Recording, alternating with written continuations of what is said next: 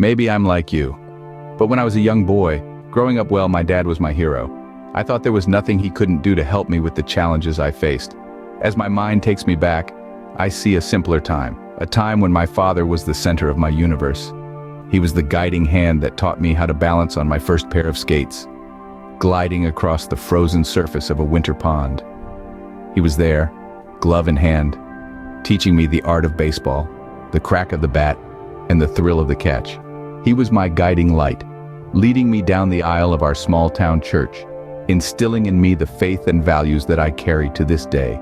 He was my cheerleader, my coach, standing on the sidelines of every hockey game, every soccer match, his voice echoing in my ears, driving me to give my best.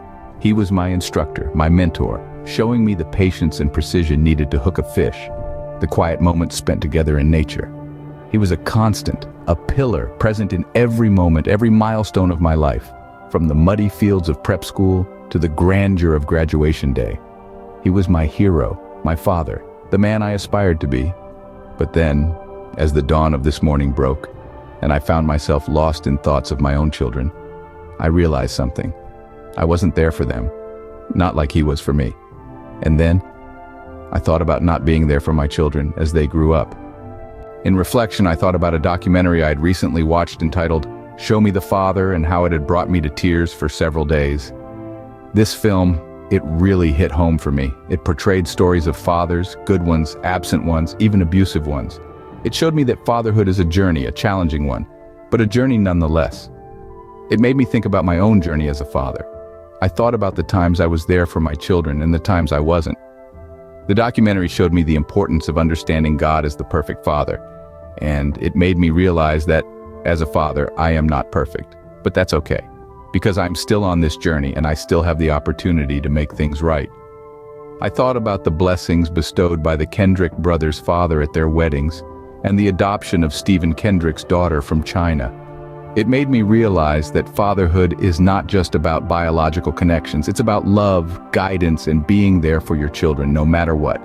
And then I thought about what I needed to do today. It's the Friday before Easter. So I started to pick up my phone to create a new video from ideas I'd written down in my journal, and I heard the Holy Spirit say no. This is a moment we've all experienced, isn't it?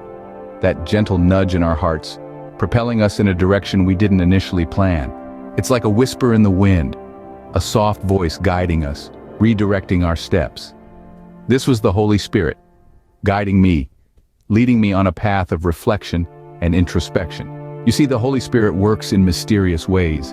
It's not just a voice inside our heads, it's a profound spiritual force, a divine presence that guides us, enlightening our journey through life. It's the voice of God whispering in our ears, guiding us towards His divine will.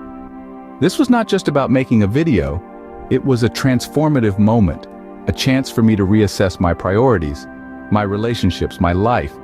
And so I put my phone down, letting go of my initial plans. Instead, I allowed myself to be led by this divine guidance.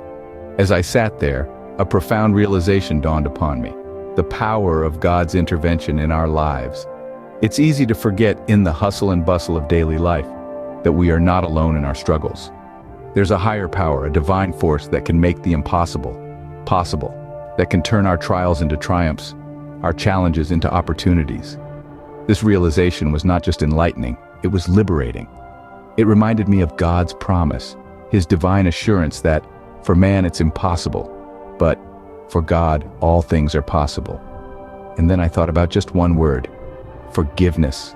For me, at this moment in my life and theirs, this single word, so simple yet so profound. As fathers, as parents, as human beings, we are bound to make mistakes. Yet it's through these mistakes that we learn, grow, and become better versions of ourselves. Forgiveness is not just about absolving guilt or forgetting past hurts. It's about healing, about mending bridges that were once broken. It's about offering a second chance, a fresh start. It's about allowing love to triumph over resentment, understanding to win over conflict. In the context of fatherhood, forgiveness takes on an even deeper meaning. It signifies a child's ability to see beyond their father's flaws, their willingness to accept him for who he is, and their readiness to embrace him despite his shortcomings. It's a beautiful reconciliation that can lead to stronger bonds and deeper connections. So, I ask you to reflect on your own experiences with forgiveness. Have you sought it? Have you offered it? And most importantly, have you allowed it to transform you?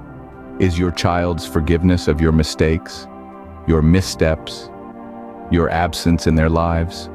Well, is this important to you?